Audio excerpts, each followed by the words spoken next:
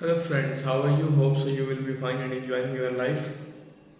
तो जैसा कि हमने प्रीवियस वीडियोज़ में भी काफ़ी लेक्चर्स पढ़ लिए हैं और अब हम नेक्स्ट टॉपिक की तरफ चलते हैं जो कि एक मशहूर नावल है। ठीक है, डॉक्टर फॉस्टस। आपने भी नाम इसका सुना होगा और आपको शायद स्टोरी भी थोड़ी बहुत पता हो, लेकिन आज हमने जो इस इतने बड़े नावल को एक शॉर्ट समरी इसकी हम देखेंगे। इसको शॉर्ट तरीके से पढ़ने की कोशिश करेंगे कि इसमें हुआ क्या था, मेन मेन जो चीज़ें थी वो मैं आपको बताने की कोशिश करूँगा। और आपने भी है ना, उम्मीद है कि आपको समझ आ जाएगी कि इसी शॉर्ट समरी के ज़रिए आपको पूरी स्टोरी समझ आ जाएगी। तो बिना देर के हम जो है ना वीडियो को स्टार्ट करते हैं और मैं बताता हूँ कि इसमें हुआ क्या था, समरी इसकी किस तरह है। तो फास्टस जो होता है ना, वो एक डॉक्टर होता है। वो किसी का डॉक्टर होता है तिब कानून मंतक और इल्हाद के मुताबिक से लेकिन बाद में ऐसे क्या होता है कि वो उन चीज़ों से जो है ना वो गैर मुतमईन हो जाता है। वो चाहता है कि नहीं, मैं जो है ना ये सब मेरे पास सारा नॉलेज है, लेकिन मेरे पास नॉलेज ना होने के बराबर है, समझ लें। वो कहता है कि ये नॉलेज मेरे किसी काम का नहीं है, मुझे इसमें कोई इंटरेस्ट नहीं है, या हालांकि वो दुनिया की सारी चीज़ें उसने पढ़ ली होती, तकरीबन उसकी सारी डिग्रियाँ उसके पास होती हैं, लेकिन इसके बावजूद वो जो है ना अपने आप से गैर मुतमईन होता है। ठीक है, इसलिए उसको फैसला करता है। क्या फैसला करता है? वो फैसला करता है कि वो जादू वगैरह के ख़तरनाक अमलियात जिस तरह होते हैं ना, उनकी तरफ रुजू करे। वो जादू सीखने का सोचता है कि मैं अब जो है ना ये सब छोड़ के जादू मंत्र को इस तरह की चीज़ें सीखूं, इससे मेरे पास कोई पावर आ जाए। वो ये सोचेगा मेरे पास पावर आएगी इस चीज़ से। ठीक है, तो वो फिर अपने उसका नौकर होता है, ठीक है, उसका नाम होता है वागनर। वो अपने नौकर को जो है ना, वागनर को, जादू के दो जर्मन माहिर वेल्डिस और कार्निस को उसने वो उनको बुलाता है। जादू के उस तरफ वो जो जर्मन माहिर होते हैं उस टाइम के, तो वो स्टोरी के जिसमें लिखा हो, जिस तरह वो उधर जर्मन दो माहिर होते हैं जादू के उसमें। ठीक है, जिसमें वो एक होता है वेल्डीज, दूसरा कॉर्नेलियस। ठीक है, तो वो उन दोनों को बुलवाता है अपने नौकर के ज़रिए। तो जो डॉक्टर फॉस्टस होता है वो उन्हें बताता है कि इसने नेक्रोमेंसी में तजुर्बा किया, या मैजिक भी कह सकते हैं इसे, एक ही बात है। और इसने इनकी इसलिए उनको ज़रूरत है कि वो उसे कुछ बुनियादी बातें सिखाएं।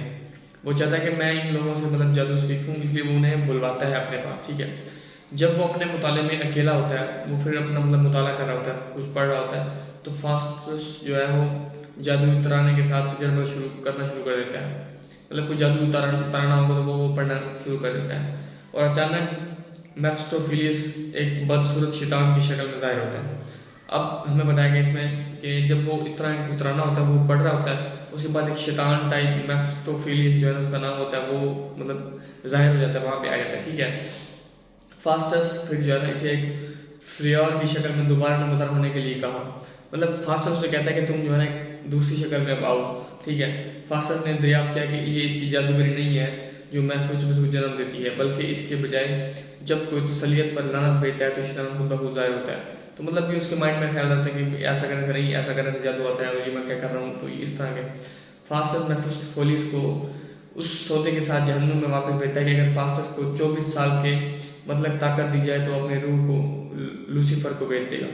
अब लूसीफर जो होता है वो ये होता है कि जो शैतानों का बड़ा सरदार या जहन्नम का मालिक है, जो भी जिसे कहते हैं, तो वो ये कहता है मेफिस्टोफेलिस को कि अगर उसे जादुई ताकतें और दुनिया की सारी ताकतें दी जाए, वो जो जादू से जो कुछ मर्जी चाहे करता रहे, इस तरह का उसे ताकतवर बनना है, लेकिन ये 24 साल तक जो है ना उसे ये ताकतें मिली रहनी चाहिए, तब जाके वो अपनी रूह जो है ना, वो शैतान जो इनका बड़ा होता है, जिसे वो अपना लूसीफर कहते हैं, उसको अपनी रूह सौंप देगा, अपनी रूह से दे देगा। लेकिन 24 साल उसकी शर्त है कि 24 साल मुझे जादू की ताकत दी जाए, दुनिया के नंबर 1 पे, या पावर जो भी दी जाए। उसके बाद जो है ना वो फिर 24 साल के बाद वो अपनी रूह उनके जो आका थे लूसीफर उसको दे देगा। बाद में जब मुताले में फासस मायूस होने लगता है, एक अच्छा फरिश्ता और एक बुरा फरिश्ता दोनों उसके सामने उसे नज़र आते हैं। अच्छा, हर एक फोस्टर्स को इसके मशवरे पर अमल करने की तरकीब देता है। अच्छा फरिश्ता कहता है कि तुम नहीं छोड़ो ये सब चीज़ें, ये जादू टोना ये छोड़ो, तुम ये गलत काम है, ऐसा नहीं करना चाहिए। लेकिन जो बुरा फरिश्ता होता है वो कहता नहीं नहीं, तुम पावर आ जाएगी, ये वो जो तुम दुनिया के मालिक बन जाओगे, इस तरह के मशवरे। तो फर्स्ट ऑफ जाहिर होता है उसके बाद फिर मेफिस्टोफेलिस जाता है, जिसको वो पहले एक दफ़ा देख चुका होता है, ठीक है। जिससे वो कहता है कि डील करके वो अपने लूसीफर से, मैं 24 साल के लिए जो है मुझे पावर दीजिए, मैं फिर अपनी रूह दे दूंगा। तो शैतान के साथ जब मेफिस्टोफेलिस ज़ाहिर होता है और फास्ट जो है ना शैतान के साथ खून के माहदे पर दस्तखत करने पर राज़ी होता है, ठीक है। डॉक्टर फास्टर फिर वो खून से मतलब कि उस दस्तखत करने होते उस माहदे पे जो उसने 24 साल के लिए उसे किया होता है। हालांकि कई शगुन ज़ाहिर होती हैं जो इसे खबरदार करते हैं कि ये वो बंधन ना माने, मतलब उसे इस तरह की निशानियाँ कई ज़ाहिर होती हैं कि तुम ये गलत कर रहे हो, ये जो तुम डील कर रहे हो, ये जो तुम शैतानी कामों में उलझ रहे हो, ये सब गलत है। तो इस तरह जो है ना फास्टस अपने सौदे से तौबा करना शुरू कर देता है फिर, क्योंकि अच्छे फरिश्ते की आवाज़ से इन्हें तौबा करने की तरकीब देती रहती है। फास्टस को हटाने के लिए मेफिस्टोफेलिस और लूसीफर दोनों नमूदार होते हैं और फास्टस के सामने 7 महलिक गुनाहों की परेड करते हैं। इसके बाद मेफिस्टोफेलिस फास्टस को रूम ले जाता है और उसे पोप के प्राइवेट चैम्बर में ले जाता है, जहां वो दोनों पोशीदा हो जाते हैं और पोप और कुछ गैर मुस्तफा जंगजुओं के साथ मजाक करते हैं। इस वाक़े के बाद फास्टस और मेफिस्टोफेलिस जर्मन शहंशाह के दरबार में जाते हैं, जहां वो सिकंदर आज़म को जादू करते हैं। इस वक्त फास्टस ने अभी अचानक सिंगों का एक जोड़ा इन शरीरों में से एक पर नमूदार किया और जो फास्टस के ताकतवर उनके बारे में शकूक व शुबात का शिकार थे। इस एपिसोड के बाद फेस्टस को अगली बार अपना घोड़ा एक घोड़े के को बेचते हुए इस मसले के साथ दिखाया गया कि आदमी को घोड़े पर सवारी नहीं करनी चाहिए। तो मतलब ये सब उसको बाद में जो उसके साथ वाक़यात पेश आते हैं हम वो डिस्कस कर रहे हैं, ठीक है। बाद में घोड़े का सफ़र करने वाला फास्टस के मुताले में दाखिल होता है और फास्टस पर झूठे मामला का इल्ज़ाम लगाता है, क्योंकि घोड़ा तालाब के बीच में घास के मंडल में तब्दील हो गया था। उसके बाद जो है ना दीगर जादुई चालों को अंजाम जो है ना देने के बाद, जैसे कि सर्दियों के मौसम में ताज़ा अंगूर उगाना, और फास्टस अपने मुताले में वापस आता है, जहाँ अपने साथी स्कार्स की दरख्वास्त पर उसने हेलन ऑफ ट्राई की शक्ल सूरत को जोड़ दिया। एक बूढ़ा आदमी नमूदार होता है और फास्टस को निजात की उम्मीद दिलाने की कोशिश करता है, मतलब उससे कहता है कि तुम अभी तौबा कर लो।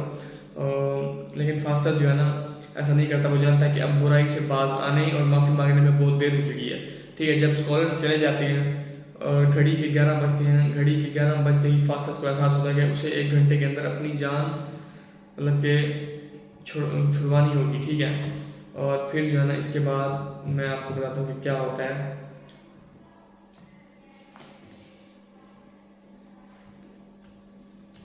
इसके बाद जैसे जैसे मतलब घड़ी वक्त के हर गुजरते हुए हिस्से को निशान ज़दा करती है, फास्टस मायूसी की गहराइयों में डूबता चल जाता है। जब घड़ी के 12 बजते हैं, शैतान गर्ज और बिजली के दरमियान नमूदार होते हैं और फास्टस को इसके अब्दी अजाब की तरफ ले जाते हैं।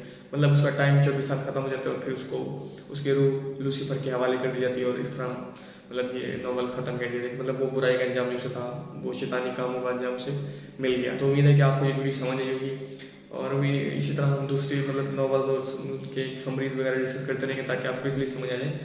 तो मिलते हैं किसी नेक्स्ट वीडियो में, तब तक के लिए गुड बाय।